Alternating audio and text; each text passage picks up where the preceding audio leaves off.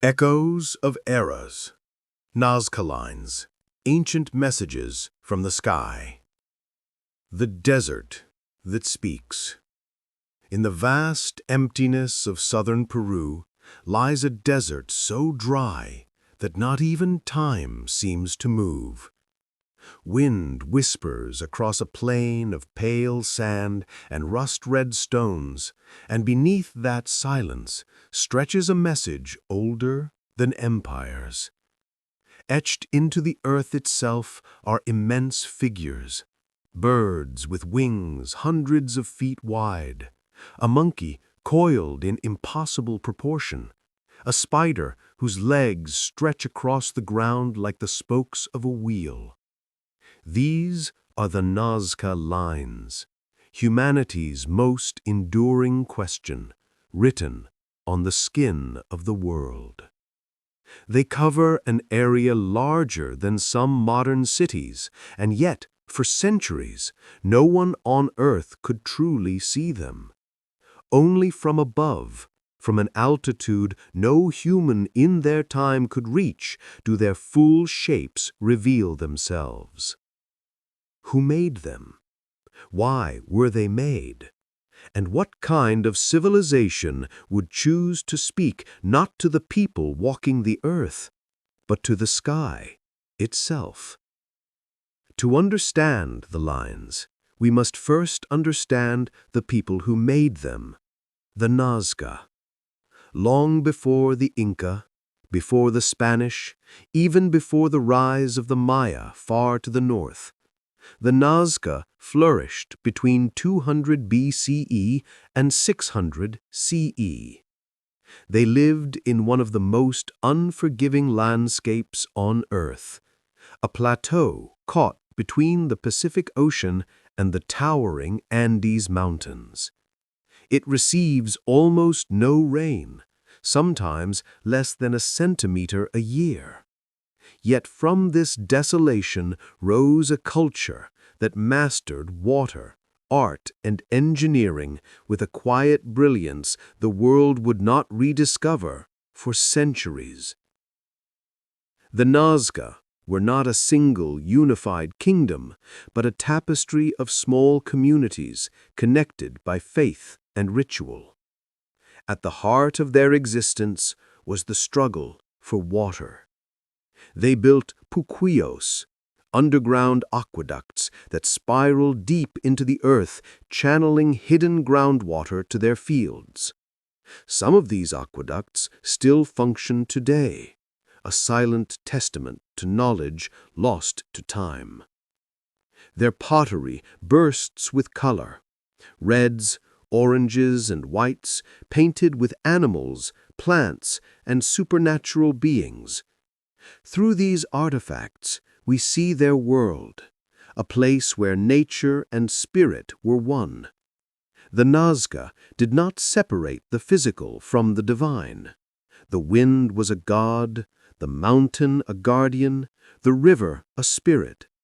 And in that belief, every act, even drawing lines in the sand, became an offering. Yet at the dawn of the first millennium, something in their world began to change. The climate shifted, rivers dried, storms from the Pacific carved scars into their land. To a people whose survival depended on balance with nature, these signs must have felt like messages, warnings from powers beyond. So they began to send messages back. At first, perhaps, small rituals, lines walked in procession, paths to mark the movement of the sun. But soon, these lines grew, wider, longer, more intricate. Trapezoids that stretch for miles, converging toward the horizon. Geometric forms so precise they look as if drawn with giant compasses. And then the figures, animals, humans, and shapes that defy interpretation. Each one an invocation, a prayer, or perhaps a code. For centuries, the Nazca walked these lines, never seeing the forms they created. Their meaning, their method, their intention, all would be buried with them when their civilization fell. But the desert kept their secret. The dry air and lack of wind preserved the shallow carvings for 2,000 years, waiting for the day humanity would finally look down upon them. And that day came by accident. It was the 1920s. A small airplane, its engine rattling in the thin air, crossed the Peruvian sky. As the pilot looked down, he saw something impossible. Straight lines stretching endlessly across the desert. He banked lower and saw shapes, a bird, a fish, a human form. The news spread quickly. What ancient hands could have carved such vast figures, and for what purpose? In the decades that followed, explorers and archaeologists arrived driven by curiosity and wonder. Among them was a German mathematician named Maria Reich, a woman who would dedicate her entire life to the mystery of the Nazca Lines. Armed with measuring tape, compass, and notebook, she mapped the desert inch by inch, often working alone under the burning sun. She believed the lines were an astronomical calendar, a vast observatory connecting the Nazca people to the movements of the heavens. For her, the desert was a sky turned upside down. But as Reiki measured the alignments, others began to ask darker questions. Why did some figures seem distorted when viewed from the ground, yet perfect from above? Why were so many aligned toward the horizon, as if guiding something or someone from the air? Was this truly a message to the gods, or a message to beings that once visited from the stars? As the modern world grew obsessed with UFOs and ancient aliens, the Nazca Lines became their emblem. Books, films, and documentaries turned the desert into a stage for speculation. But beneath the sensationalism lay something deeper. The sense that somehow the Nazca were reaching beyond their time, communicating across millennia to us. The lines are not just art. They are language, a conversation carved in stone, echoing through centuries of silence. What were they trying to say? To answer that, we must walk back in time, to the rituals, the beliefs, and the cosmos of the Nazca world. For to understand their message, we must first learn the language of their gods. Patterns of faith and earth. To the Nazca, the earth itself was alive. It breathed through mountains and whispered through the wind that swept across the desert floor. When rain failed to fall, it was not merely drought, it was a silence from the gods. So the people answered in the only way they knew, through ritual, through art, through geometry that bound heaven and earth together. Each line they drew began as an act of devotion. Communities would gather in the faint light before dawn, carrying offerings of maize beer, shells, and feathers from distant coasts. Priests marked the beginning of a path with simple stakes driven into the soil, then guided their followers in slow, deliberate processions. Hundreds of feet moved as one, scraping away the dark stones that lay upon the desert's surface, revealing the pale ground beneath. From above, those footpaths formed a gleaming thread of white, a scar of reverence across the red earth. The desert became their canvas, and each ceremony left its trace. At first, the lines were straight and short, routes between sacred wells in shrines, where water seeped from the ground like miracles. But with time, the designs grew larger and more ambitious. As generations passed, each community sought to honor its own guardian spirit, leaving behind symbols of power and identity. There is the hummingbird, delicate yet immense, wings extended as if frozen mid-flight. To the Nazca, the hummingbird was a messenger of rain, swift, bright, and elusive. Then the spider, its 8 legs reaching in all directions, thought to summon fertility and moisture from the clouds. The monkey, spiraling tail coiled like the curve of a river, perhaps a tribute to the jungles that lay far to the east. And the condor, wings spanning hundreds of feet, a bridge between the mortal world and the realm of the gods. Each geoglyph carried meaning, each meaning a prayer. When the people walked those lines, they were not merely tracing shapes, they were retracing stories, reenacting myths that bound their communities together. The earth became scripture, and the feet of believers were its ink. Yet their precision is astonishing. Many of the lines remain ruler straight for miles, despite the uneven terrain. Archaeologists discovered wooden posts buried at key intersections, a kind of ancient surveying system. With simple ropes and stakes, the Nazca could extend perfect alignments beyond the reach of sight. They were not primitive dreamers, they were engineers of faith. Still, the question lingers. Why so large? Why create figures only visible from the air, when no one could possibly view them from such heights? Perhaps scale itself was the message. To the gods who looked down from the heavens, vastness was reverence. To make something enormous was to prove devotion. In the immensity of the desert, where the horizon swallows everything human, the Nazca might have believed that only grandeur could capture divine attention. Some researchers suggest the people climbed nearby hills to glimpse portions of their work, piecing together the full form in imagination. Others think they never needed to see them whole. The act of creation was enough. The journey, not the image, was the prayer. Over centuries, the network of lines expanded like veins across the desert.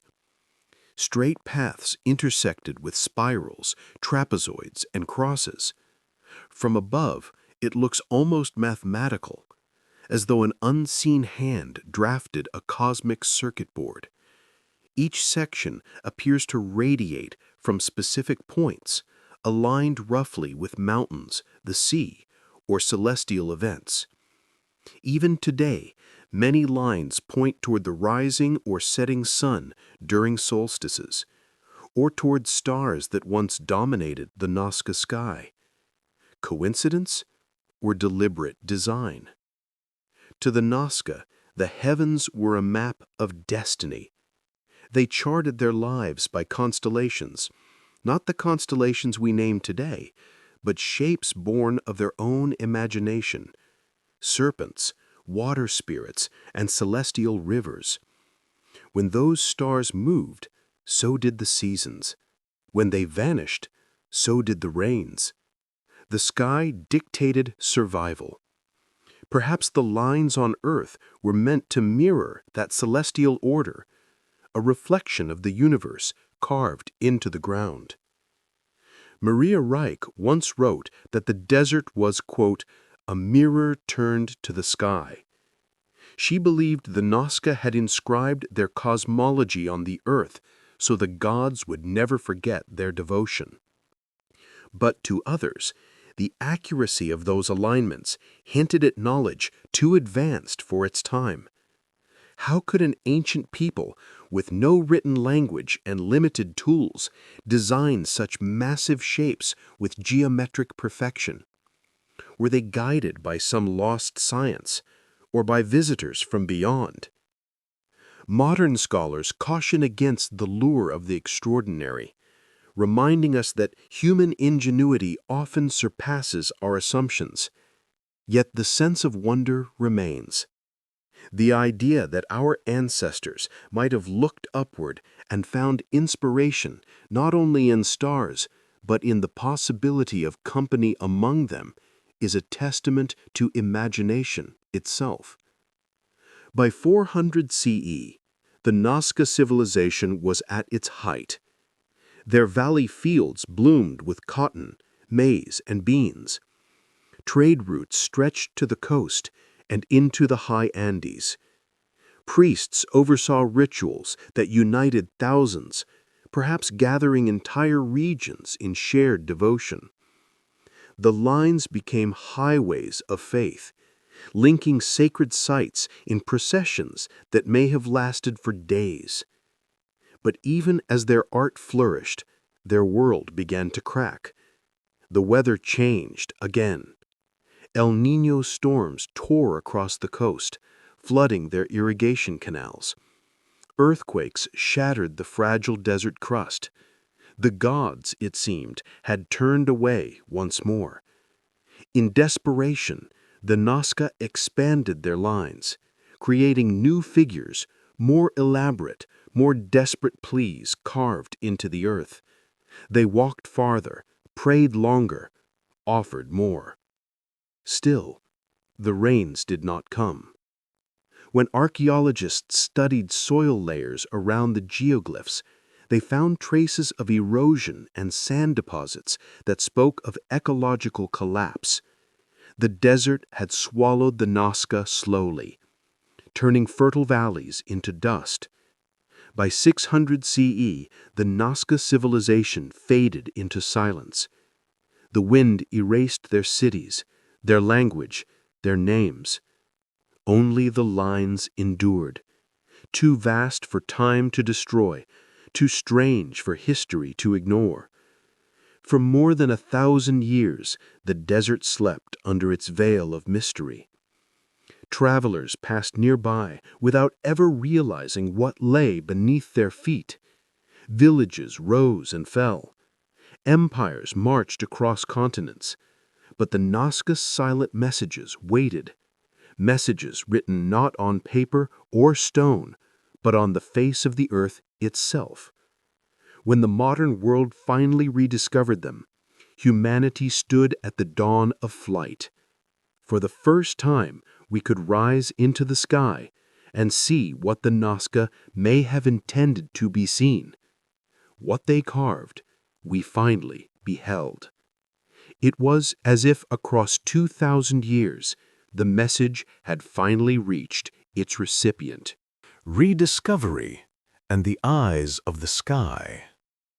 The year was 1927. A Peruvian archaeologist named Toribio Mejia Crespi stood on a ridge overlooking the desert near Nazca. As the sun set, the light shifted, revealing faint lines stretching across the ground.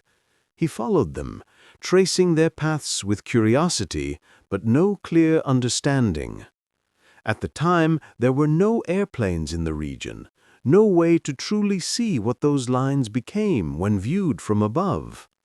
Toribio noted them carefully in his journals, unaware that he had rediscovered one of humanity's most extraordinary creations. It would take a few more years and the rise of aviation before the Nazca Lines captured the world's attention. In the 1930s, small planes began to traverse southern Peru's skies. Pilots peering out of their cockpits reported strange shapes sprawling across the desert, immense, perfectly formed figures unlike anything they'd ever seen. The stories spread like wildfire. Soon, scientists, journalists, and explorers flocked to the region, each hoping to uncover the purpose of these colossal artworks. Among them was Paul Kosok, an American historian from Long Island University. In 1941, Kosok flew over the desert at sunset, mapping irrigation systems left by ancient peoples. But as the sun dipped below the horizon, he noticed that one of the longest lines ran perfectly parallel to the setting sun's path. He called the Nazca Lines the largest astronomy book in the world. Kosok's fascination would draw another scholar, one whose life would become forever entwined with the mystery of the Nazca, Maria Riker. She was a mathematician and linguist who came to Peru from Germany in the late 1930s. When she met Kosok, she was captivated by his discovery. After he returned to the United States, Riker remained, devoting her life to studying the desert's hidden geometry. For nearly half a century, she mapped, measured, and catalogued every line and figure by hand. Living in a small hut near the plateau, she worked tirelessly beneath the scorching sun, often armed with nothing more than a tape measure, compass, and a keen mind. To Riker, the lines were not random art or religious symbols. They were deliberate, scientific. She proposed that they served as a giant astronomical calendar, aligning with the positions of the sun, moon, and certain stars at key moments in the agricultural year. In her view, the Nazca priests used the desert as a solar observatory, predicting solstices and equinoxes to plan harvests and rituals. Her calculations revealed multiple alignments with celestial events, though not all could be explained with precision. Still, her theory transformed how the world saw the lines. For the first time, they were not dismissed as primitive scratches, but recognized as the product of intelligence, discipline, and profound spirituality. She fought to protect them, lobbying the Peruvian government to restrict access to the desert. Her efforts led to Nazca becoming a UNESCO World Heritage Site in 1994, a sanctuary for one of humanity's greatest enigmas. But not all agreed with Riker's conclusions. Some astronomers found that the number of lines and figures far exceeded that would be necessary for a calendar. Others pointed out that many alignments were coincidental, the result of so many lines crossing the desert at various angles. To them, the lines were not an observatory, but a spiritual landscape, a vast canvas of ritual expression. Still, the notion that the Nazca sought to commune with the heavens remained irresistible. In the decades following Riker's work, technology advanced. Satellite imaging, aerial photography, and drone surveys revealed new geoglyphs, smaller and older than those once known. Patterns emerged, some clear, others hauntingly abstract. From above, the Nazca Plateau appeared like a coded message from an ancient intelligence, designed for eyes that could soar. As scientists analyzed them, they began to find order where chaos once seemed to reign. Certain lines converge at central points, hubs from which multiple paths radiate outward. Some lead toward mountains and ancient riverbeds, others toward shrines or ceremonial centers.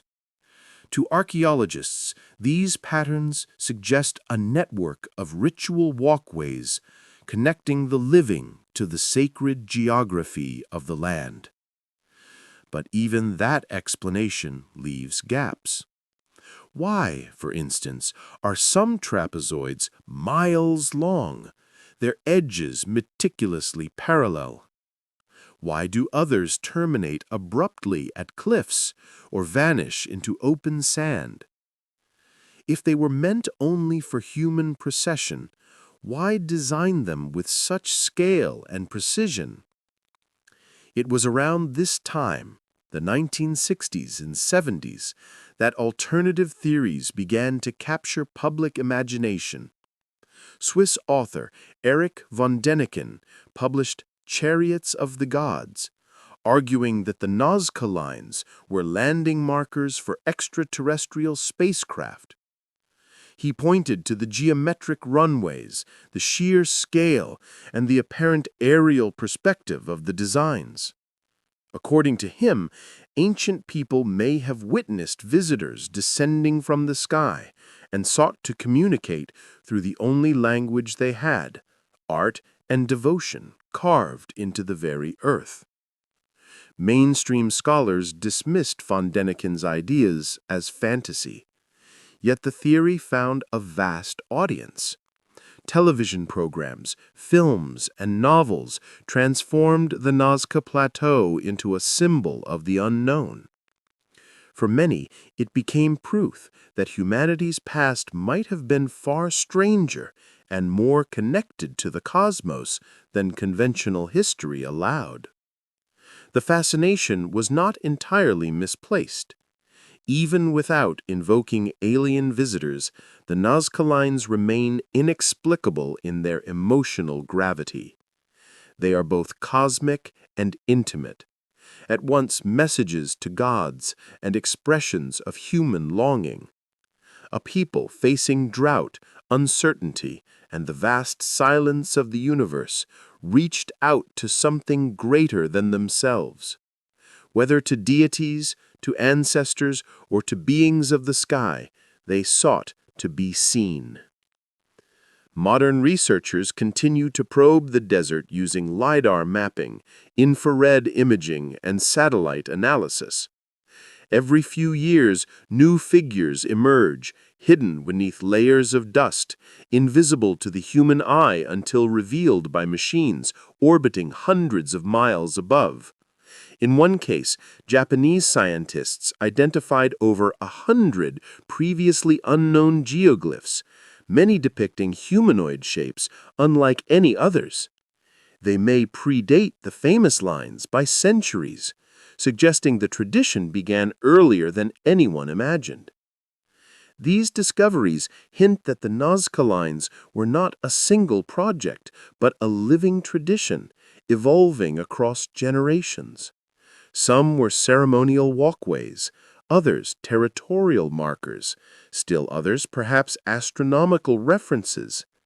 Each group of lines may have held a different purpose, yet all shared a common thread, a connection between humanity and the sky.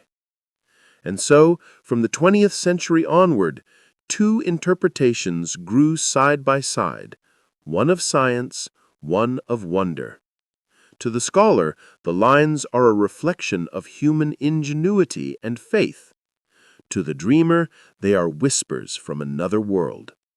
Between those two visions lies the truth that what we call mystery is often the shadow of understanding yet to come. Theories of Heaven and Earth. The Nazca Desert is not silent, it hums.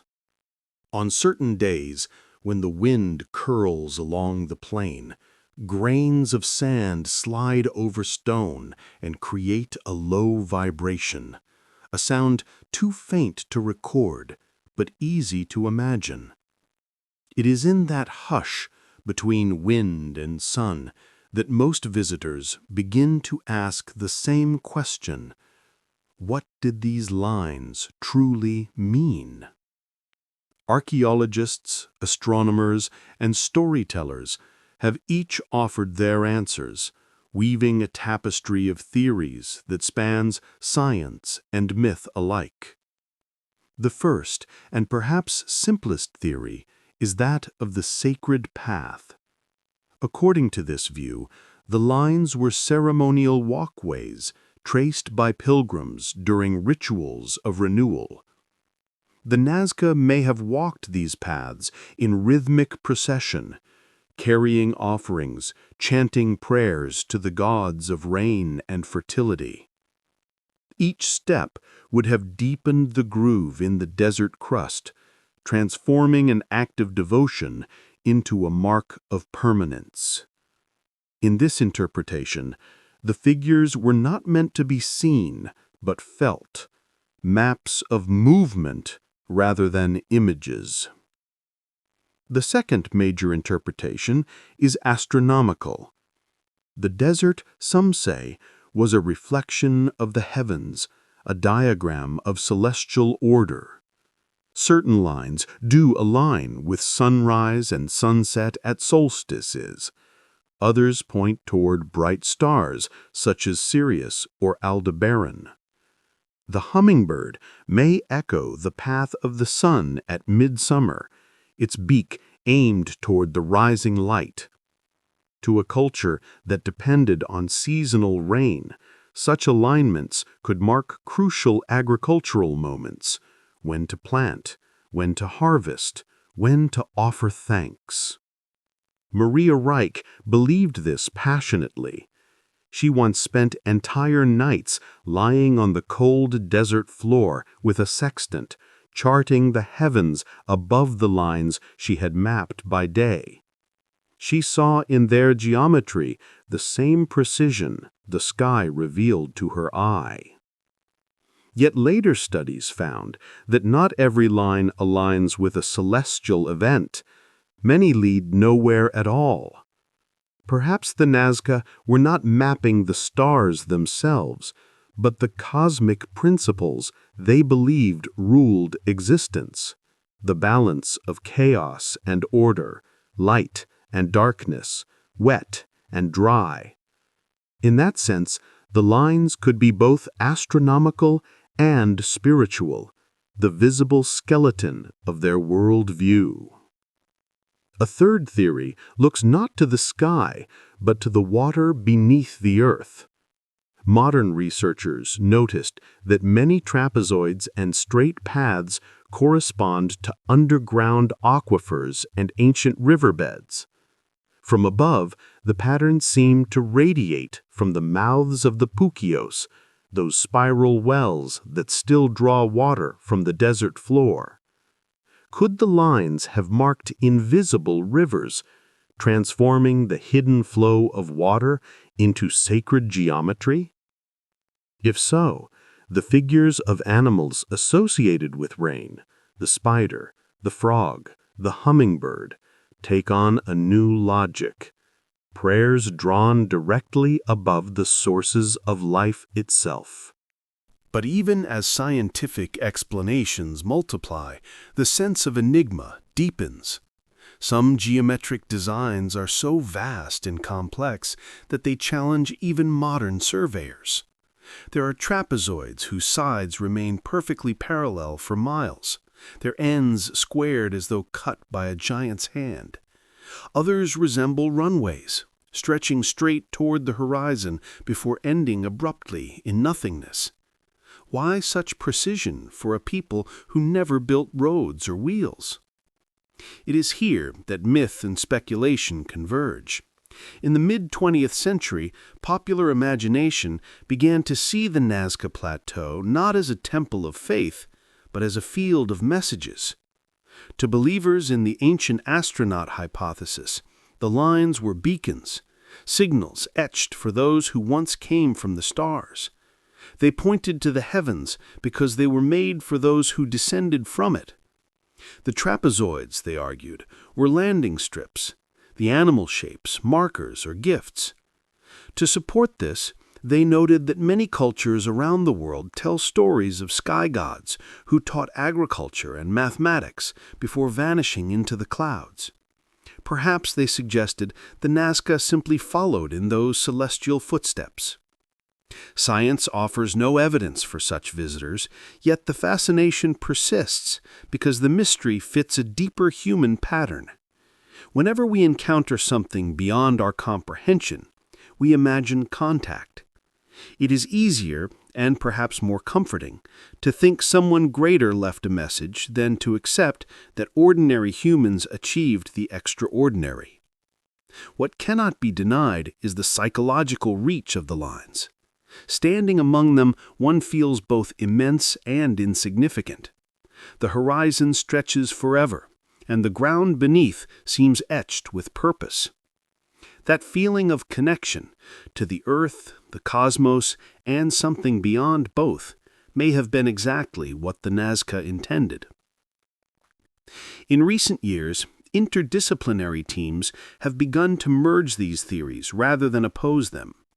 The lines, they say, could have served multiple roles at once: pathways for ritual, diagrams for cosmology, indicators of hidden water, and symbols of unity among scattered tribes. No single explanation cancels another. Together, they reveal a people for whom art, science, and faith were one language. Imagine the desert 2,000 years ago. A procession begins at dawn. Dozens of figures move slowly across the plain, their feet crunching the stones, tracing a spiral that mirrors the Milky Way overhead. Priests sprinkle maize flour into the wind. Flutes echo against distant hills. From the ridge above, the lines shimmer in early light, glowing threads connecting the human and the divine. In that moment, meaning transcends theory.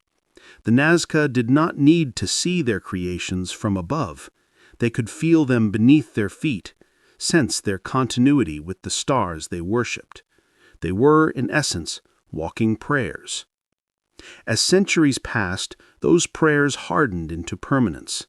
The winds that erased cities and kingdoms left the lines untouched. Stone remembered where voices faded.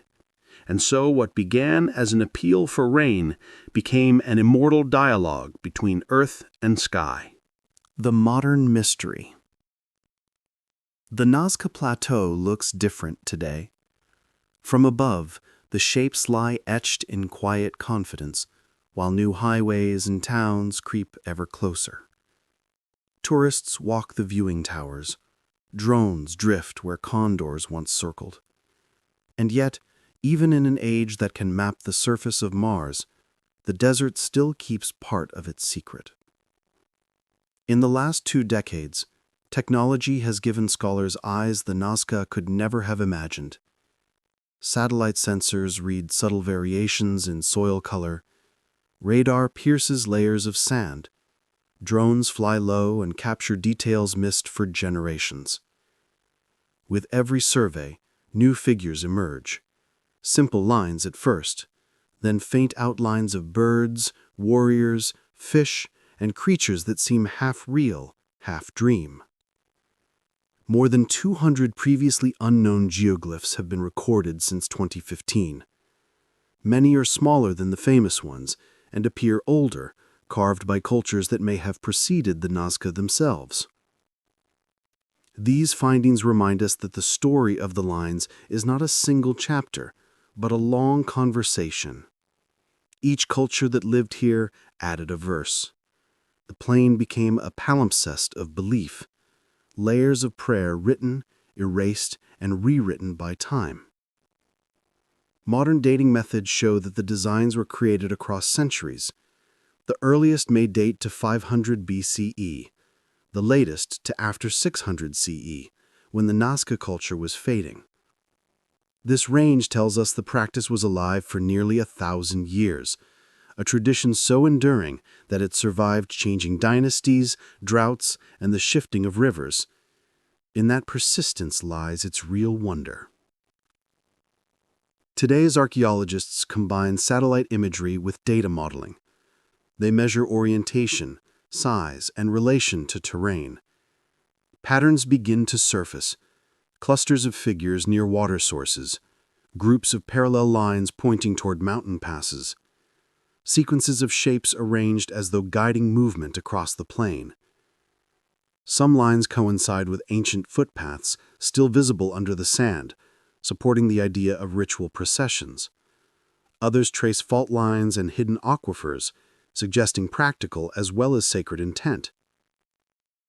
Every discovery narrows the mystery, but never closes it. The more we learn, the larger the riddle becomes. The desert seems to respond to each answer with another question.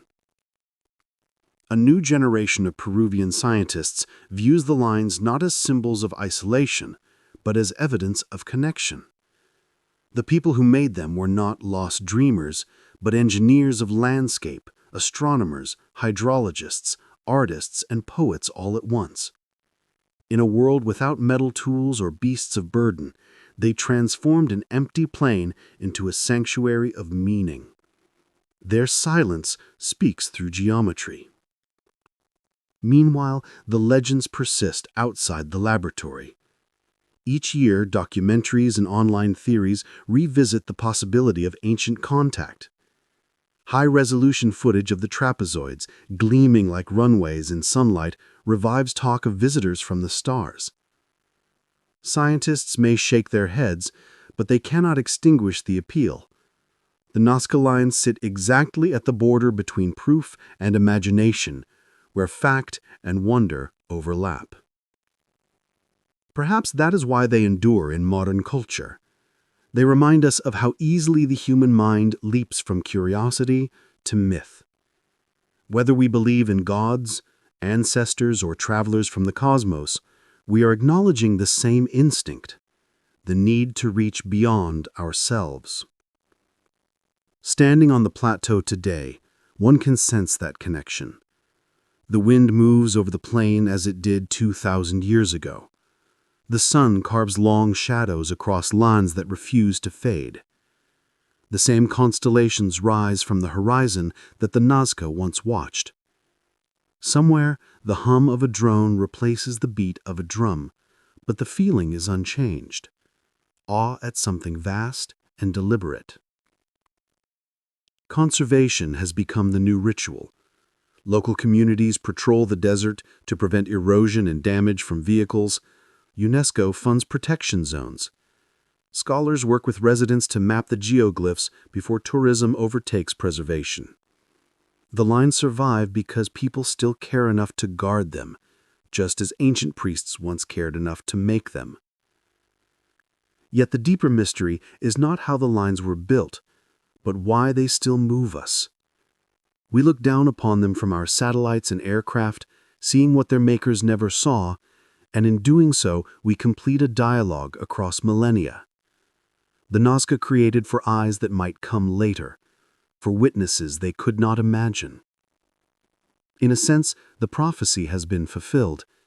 We became the watchers in the sky.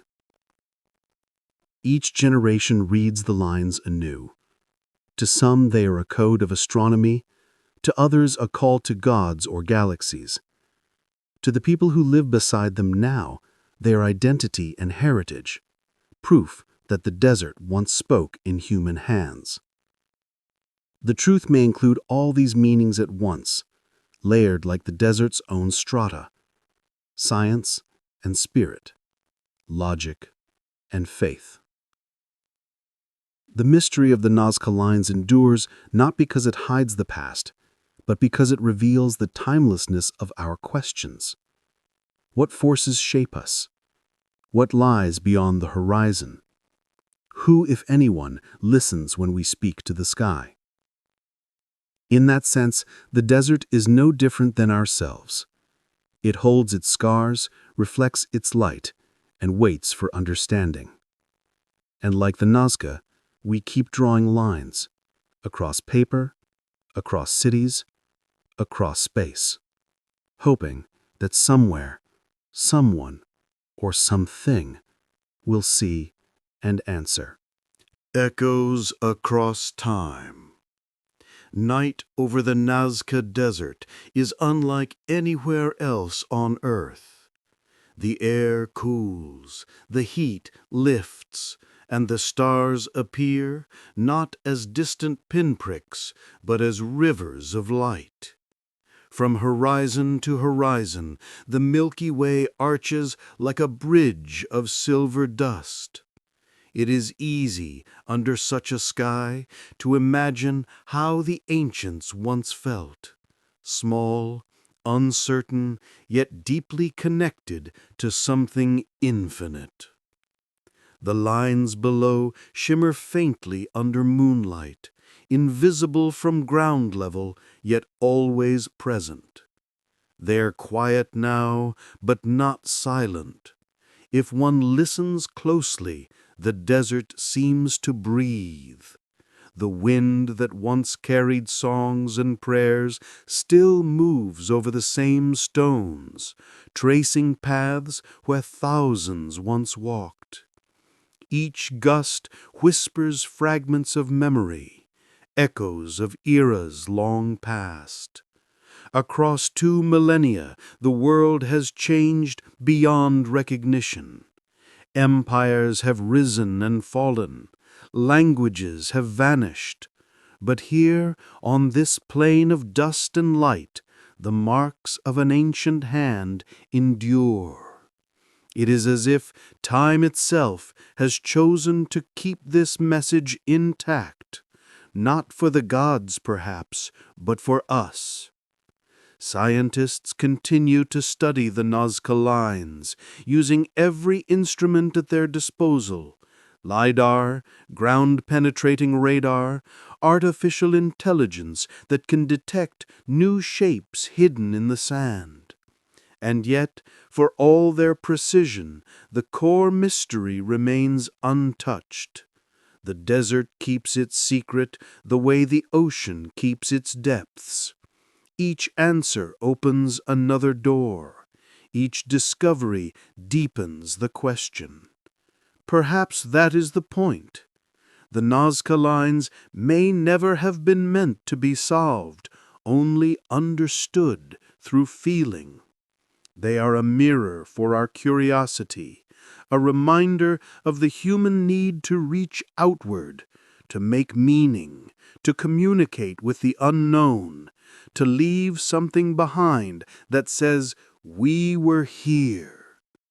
When we draw, when we build, when we send signals into the cosmos, we are continuing the same gesture. The Nazca turned their prayers into geometry. We turn ours into radio waves, data, art, and exploration. The mediums differ, but the longing is the same.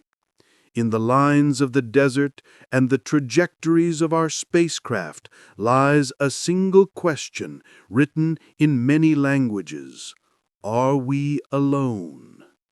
And perhaps deep down, that question was never about others, but about ourselves. It is a test of imagination, of faith, of connection. When the Nazca people looked to the sky, they were not searching for visitors. They were seeking belonging in a universe that felt vast and alive. Their art was an act of hope, a hope that someone, somewhere, would see their message and understand.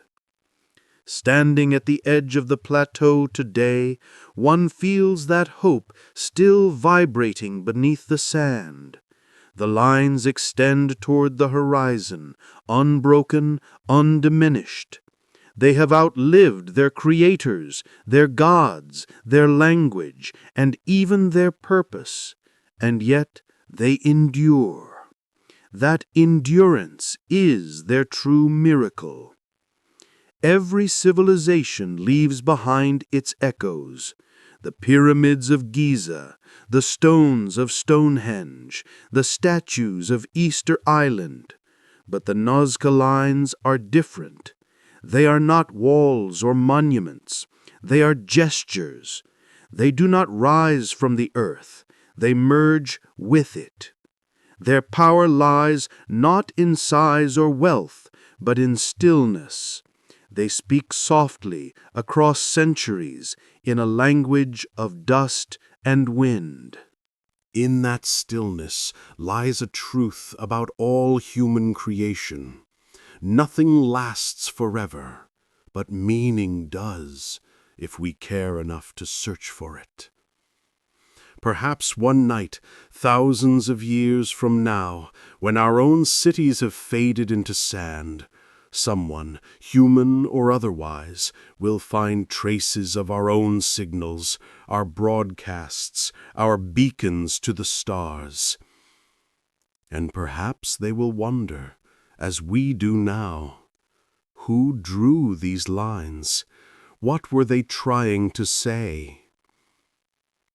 The Nazca Desert will still be here, silent and eternal, its messages untouched by time.